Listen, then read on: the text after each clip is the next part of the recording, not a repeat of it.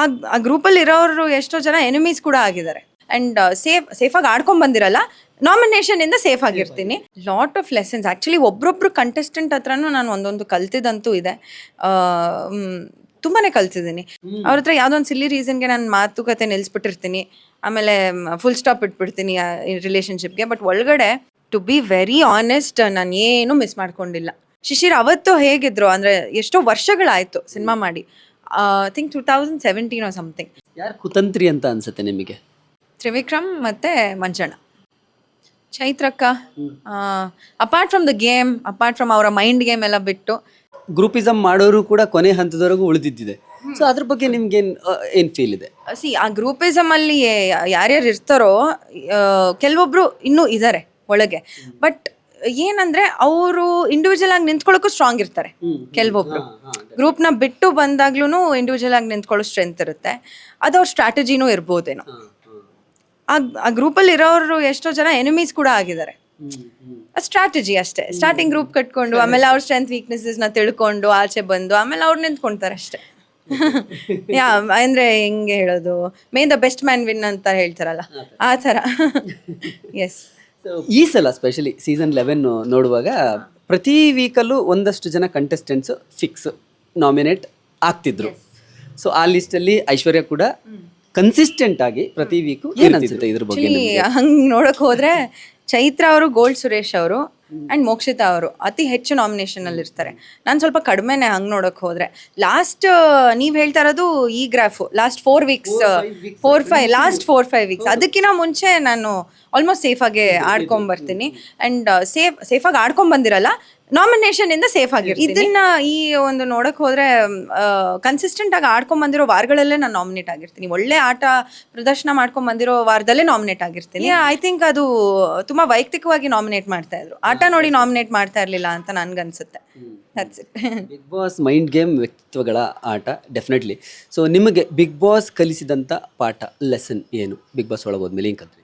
Lot of lessons actually ಒಬ್ರೊಬ್ರು contestant ಹತ್ರನೂ ನಾನು ಒಂದೊಂದು ಕಲ್ತಿದ್ದಂತೂ ಇದೆ. ತುಂಬಾ ಕಲ್ತಿದ್ದೀನಿ. ಆ್ಯಂಡ್ ಬಿಗ್ ಬಾಸ್ ಮನೇಲಿ ಗ್ರೋಸರೀಸ್ ಇಷ್ಟಿಷ್ಟೇ ಬರ್ತಾ ಇತ್ತು. ಇಷ್ಟರಲ್ಲೇ ವಾರ ಇಡೀ ನೀವು 17 ಜನಕ್ಕೆ ಮ್ಯಾನೇಜ್ ಮಾಡಬೇಕಾಗಿತ್ತು. ಸೊ ಮ್ಯಾನೇಜ್ಮೆಂಟ್ ಲೈಕ್ ನಾವು ಇಲ್ಲಿ ಎಕ್ಸೆಸಿವ್ ಆಗಿ ತೊಗೊಂಡು ವೇಸ್ಟ್ ಮಾಡೋದುಂಟು. ಸೊ ಅಲ್ಲಿ ಇಷ್ಟಿಷ್ಟೇ ನಮಗೆ ಒಂದು ಚೂರು ಹೆಂಗೆ ಹೇಳೋದು, ಒಂದು ಪೀಸ್ ಏನಂತಾರೆ ಬಟಾಣಿ ಕಾಳನ್ನು ನಾವು ವೇಸ್ಟ್ ಮಾಡ್ತಾ ಇರಲಿಲ್ಲ. ಎಲ್ಲನೂ ಕೆಳಗಡೆ ಬಿದ್ದರೆ ತೊಗೊಂಡು ವಾಶ್ ಮಾಡಿಕೊಂಡು ಪುನಃ ಆಗ್ತಾಯಿದೆ, ಅಷ್ಟು ಯೂಟಿಲೈಸೇಷನ್ನು. ಆ್ಯಂಡ್ ಏನಂದರೆ ಬೆಳ್ಳುಳ್ಳಿನ ನಾವು ಎಷ್ಟು ಯೂಸ್ ಮಾಡ್ತೀವಿ ಇಲ್ಲಿ, ಅಲ್ಲಿ ಸ್ವಲ್ಪನೇ ಕಳಿಸ್ಕೊಡೋರು ವಾರ ಇಡೀ. ಅದೇ ಫ್ಲೇವರು, ಬೇರೆ ಏನು ಫ್ಲೇವರಿಂಗ್ಸ್ ಇರ್ತಾ ಇರಲಿಲ್ಲ. ಸೊ ಅದನ್ನೇ ಬೆಳ್ಳುಳ್ಳಿನ 1-2 ಎಸ್ಲು ಹಾಕ್ಕೊಳ್ತಾ ಇದ್ವಿ ಸಾಂಬಾರ್ಗೆ. ಈ ರೀತಿ. ಮತ್ತು ಸಕ್ಕರೆ ಎಷ್ಟು ಯೂಸ್ ಮಾಡ್ತೀವಿ ಕಾಫಿ ಟೀಗೆ, ಮಾತಾಡಿದ್ರೆ ಸಕ್ಕರೆ ಅಂತ ಇದ್ವಿ.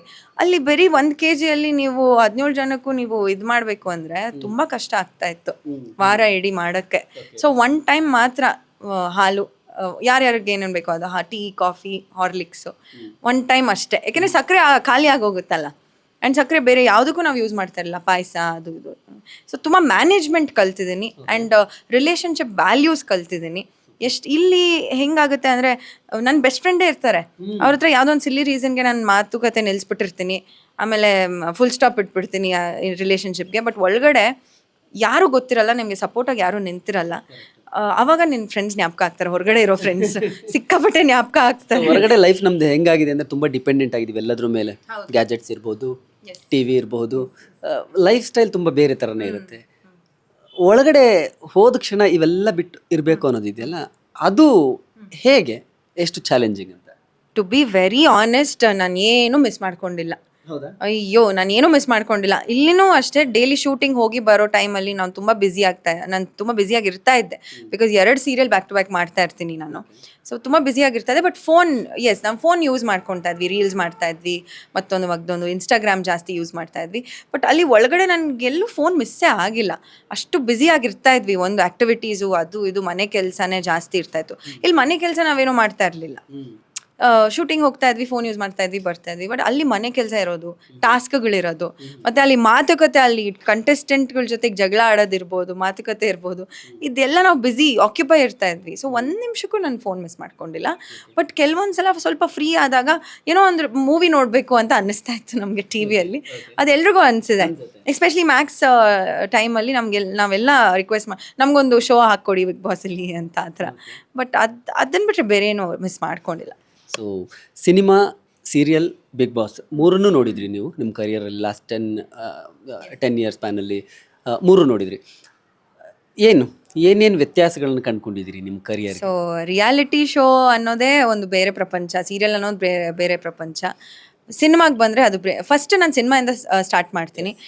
ಸಿನಿಮಾ ನನಗೆ ಒಂಥರ ಹೆಂಗೆ ಹೇಳೋದು, ಒಂಥರ ಕಂಫರ್ಟ್ ಝೋನ್ ಥರ. ಬಿಕಾಸ್ ಅಲ್ಲೇ ಜಾಸ್ತಿ ವರ್ಷ ನಾನು ಸಿನಿಮಾದಲ್ಲೇ ಕೆಲಸ ಮಾಡಿರ್ತೀನಿ, ಅರ್ಧ ನನ್ನ ಕರಿಯರ್ ಸಿನಿಮಾ.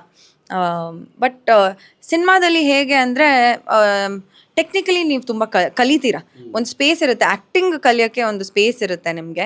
ಆ್ಯಂಡ್ ಕ್ಲೀನಾಗಿ ಕಲ್ತ್ಕೊಳ್ಳೋಕೆ ಸ್ಪೇಸ್ ಇರುತ್ತೆ. ಬಿಕಾಸ್ ನೀವು ಡೈಲಿ ಒಂದು 3-4-5 ಸೀನ್ ಮ್ಯಾಕ್ಸಿಮಮ್ ಮಾಡ್ತೀರಾ. ಅದ್ರ ಮೇಲೆ ಸಿನಿಮಾದಲ್ಲಿ ಮಾಡೋದಿಲ್ಲ ಸೀನ್ಸ್ಗಳನ್ನ. ಕರೆಕ್ಟ್ ಅಲ್ವಾ? ಈಗ ಸೀರಿಯಲ್ ಇಂಡಸ್ಟ್ರಿಗೆ ಬಂದರೆ ಸಿನಿಮಾ ಎಕ್ಸ್ಪೀರಿಯನ್ಸ್ ತುಂಬ ಹೆಲ್ಪ್ ಆಗುತ್ತೆ ಸೀರಿಯಲಲ್ಲಿ ಒಂದು 10-12 ಸೀನ್ ಒಂದು ಆ್ಯಾವ್ರೇಜಲ್ಲಿ ಒಂದು ಡೇಗೆ ನೀವು ಮಾಡಬೇಕಾಗಿರೋದು. ಅಲ್ಲಿ ಯಾರಿಗೂ ಪೇಷನ್ಸ್ ಇರಲ್ಲ.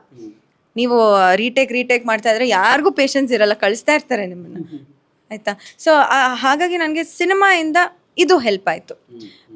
ಅಲ್ಲಿ ಏನು ಕಲ್ತ್ಕೊಂಡು ಬಂದಿದ್ದೀನಿ, ಅಲ್ಲಿ ದುನಿಯಾ ವಿಜಯ್ ಅವರು ನನ್ನ ಮೆಂಟರ್ ಆಗಿರ್ತಾರೆ. ಆ್ಯಕ್ಚುಲಿ ಒಳ್ಳೊಳ್ಳೆ ಡೈರೆಕ್ಟರ್ಸ್ ಜೊತೆ ಕೆಲಸ ಮಾಡಿರ್ತೀನಿ ನಾನು.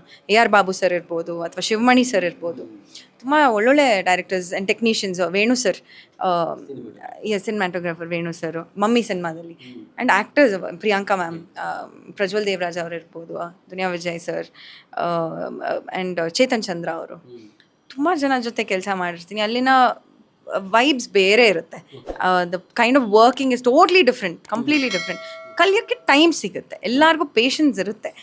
ಓಕೆ, ಬಟ್ ಇಲ್ಲಿ ಏನಾಗುತ್ತೆ, ಸೀರಿಯಲಲ್ಲಿ ಇರಲ್ಲ. ಸೊ ಅದು ಇಲ್ಲಿ ಏನೋ ನನಗೆ ಹೆಲ್ಪ್ ಆಯಿತು ಅಂತ ಅಂದ್ಕೊಳ್ತೀನಿ. ಬಟ್ ಸೀರಿಯಲಲ್ಲಿ ನಿಮಗೆ ತುಂಬ ಡಬಲ್ ಎಫರ್ಟ್ ಇರುತ್ತೆ. ನಿಮಗೆ ಎನರ್ಜಿ ಡಬಲ್ ಇರಬೇಕು, ಎಲ್ಲನೂ ಡಬಲ್ ಇರಬೇಕು ನಿಮಗೆ ಸೀರಿಯಲ್ ಇಂಡಸ್ಟ್ರಿಗೆ ಬಂದ ಮೇಲೆ. ಬಟ್ ಸೀರಿಯಲ್ ಇಂಡಸ್ಟ್ರಿಗೆ ಬರುವಾಗ ಏನಾಗುತ್ತೆ, ಎಲ್ಲ ಮನೆಗೂ ತಲುಪ್ತೀವಿ ನಾವು.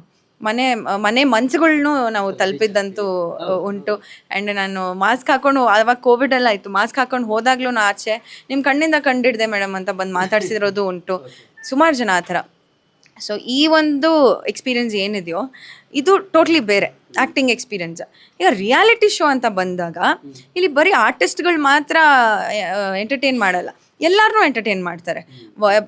People from all walks of life, ಅವ್ರವ್ರದ್ದೇ ಫೀಲ್ಡಲ್ಲಿ ಪರಿಣಿತಿ ಹೊಂದಿರೋರು, ಆಸ್ಟ್ರಾಲಜರ್ಸ್ ಇರ್ಬೋದು, ಅಥವಾ ಬಿಸ್ನೆಸ್ ಮ್ಯಾನ್ ಇರ್ಬೋದು.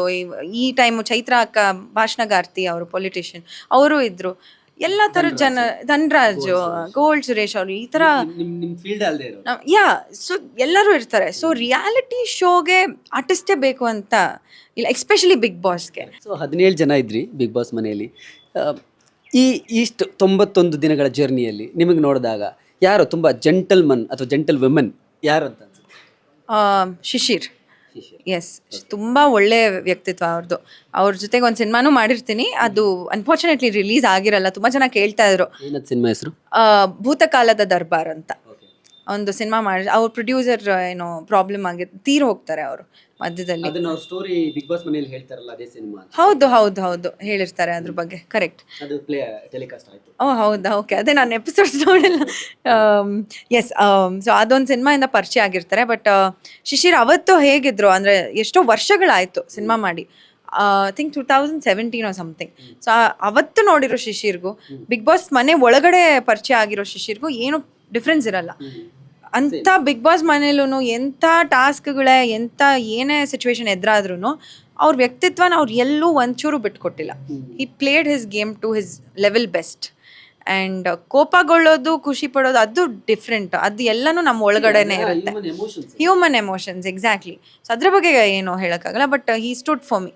ಯಾವುದು ಸರಿ, ಯಾವುದು ತಪ್ಪು ಅಂತ ಕರೆಕ್ಟಾಗಿ ಅವರು ಅನಲೈಸ್ ಮಾಡೋ ಅಂತ ಒಂದು ವ್ಯಕ್ತಿ. ಆ್ಯಂಡ್ ನನಗೆ ಅಂತೂ ತುಂಬ ಸಲ ಸ್ಟ್ಯಾಂಡ್ಸ್ ತೊಗೊಂಡಿದ್ದಾರೆ, ತುಂಬ ಎಮೋಷ್ನಲ್ ಸಪೋರ್ಟ್ ಆಗಿದ್ರು. ಅವರು ಒಂದು ಒಳ್ಳೆ ಫ್ರೆಂಡ್ ಅಂತ ಹೇಳ್ಬೋದು. ಯಾರು ಫೇಕ್ ಮುಖವಾಡ ಹಾಕೊಂಡಿದ್ದಾರೆ ಅಂತ ನಿಮಗೆ ಅನ್ಸುತ್ತೆ? ಇಷ್ಟು ದಿನಗಳ ಕಾಲ ಮನೇಲಿ ಒಳಗಡೆ ಅವರೆಲ್ಲ ಕಂಟೆಸ್ಟೆಂಟ್ಸ್ಗಳಿದ್ದಾರೆ ಅಂದರೆ ಯಾರು ಮುಖವಾಡ ಹಾಕೊಳಕ್ಕೆ ಸಾಧ್ಯನೇ ಇಲ್ಲ. ಎಮೋಷನ್ಸ್ ಕಂಟ್ರೋಲ್ ಮಾಡ್ತಾ ಇರ್ಬೋದೇನೋ, ಬಟ್ ಯಾರು ಈ ಮುಖವಾಡ ಯಾರು ಹಾಕೊಳಕ್ ಸಾಧ್ಯನೇ ಇಲ್ಲ. ಒಂದು 2 ವಾರ ನಾಟಕ ಮಾಡ್ಬೋದು ಬಿಟ್ರೆ ಅದಾದ್ಮೇಲಿಂದ ನಿಮ್ದು ಏನಿರುತ್ತೋ ಅದೇ ಅಷ್ಟೇ ಬಂದೇ ಬಿಡುತ್ತೆ. ಎಸ್ ಯಾರು ಕುತಂತ್ರಿ ಅಂತ ಅನ್ಸುತ್ತೆ ನಿಮಗೆ? ತ್ರಿವಿಕ್ರಮ್ ಮತ್ತೆ ಮಂಜಣ್ಣ. ಅಂದ್ರೆ ಎಲ್ಲ ಸ್ಟ್ರಾಟಜಿ ಅನ್ಸುತ್ತೆ. ಓಕೆ, ನಿಮಗೆ ತುಂಬ ಎಮೋಷ್ನಲ್ ಏನು ಹೇಳ್ತೀವಿ, ಒಂದು ತಾಯಿ ಹೃದಯ ಅಂತ ಹೇಳ್ತೀವಲ್ಲ, ಆ ಥರ ಪರ್ಸನ್ಸ್ ಯಾರಾದರೂ ಒಳಗಡೆ ನಿಮಗೆ ಕಂಡ್ರ? ಚೈತ್ರಕ್ಕ, apart from the game, apart from ಅವರ ಮೈಂಡ್ ಗೇಮ್ ಎಲ್ಲ ಬಿಟ್ಟು, she was a very nice soul. ತುಂಬ ಕೇರಿಂಗ್, ತುಂಬ ಸಿಕ್ಕಾಬಡೆ ಕೇರಿಂಗ್. ಊಟದ ವಿಚಾರ, ಟೀ, ಕಷಾಯ ಎಲ್ಲ ಮಾಡ್ಕೊಡೋರು ನನಗೆ, ಅದೊಂದು. ಮತ್ತು ಮೋಕ್ಷಿತ. ಡೈಲಿ ಮಾಧ್ಯಮದ ವೀಕ್ಷಕರಿಗೆ first of all a very happy new year.